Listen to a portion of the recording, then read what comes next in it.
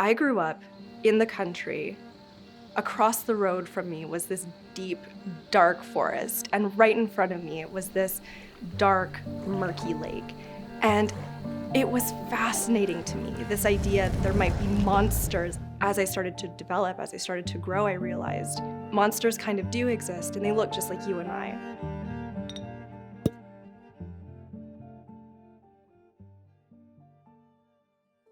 It's a journey that seems never to have ended, and I don't know if it ever will. So in my first master's degree, I was studying children, got a little bit bored, started studying deviants, and in that created a database specifically focused on psychopaths and how psychopaths develop.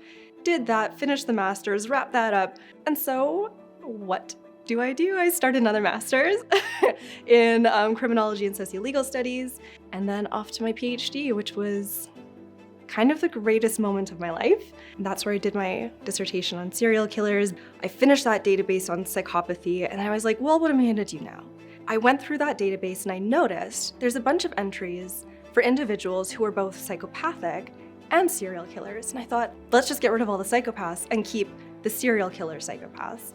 And so that was basically the foundation of the serial killer database. While I was working as a PhD student, we could do an internship. I talked to my supervisor and I said, I want to work at a prison. One of the prisons reached out. The summer started and there I was at this prison.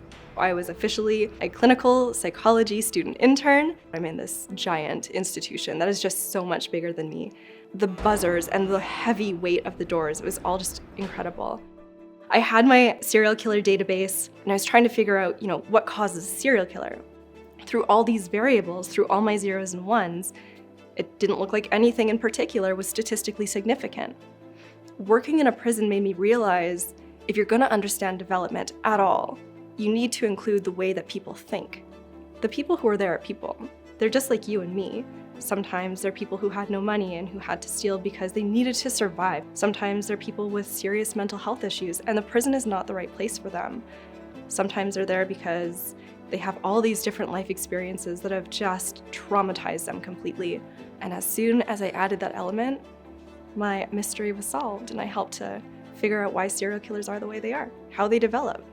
Right now, I work with 12 amazing individuals and we work on completing profiles on serial killers across the globe and historically. So anything that you can think of in relation to the development of a serial killer, we look at that, we input that, and we work together to try to solve crimes. And then I started teaching here at the university, and it was just the most incredible experience. And I loved the content of what I was teaching, which was the intersection of law and psychology, wrongful convictions. Throughout teaching that material and talking with the students, I started to realize I want to do more than just teach. I want to be on the ground. I want to get people out of prison if they don't deserve to be there. I want to help, really help. And so I applied to law. All of this just goes to show, you don't have to have a traditional way of going about anything. I'm in my second year now, and things are starting to become more theoretical. There's bigger ideas, and it's so exciting. I want to be a professor of law.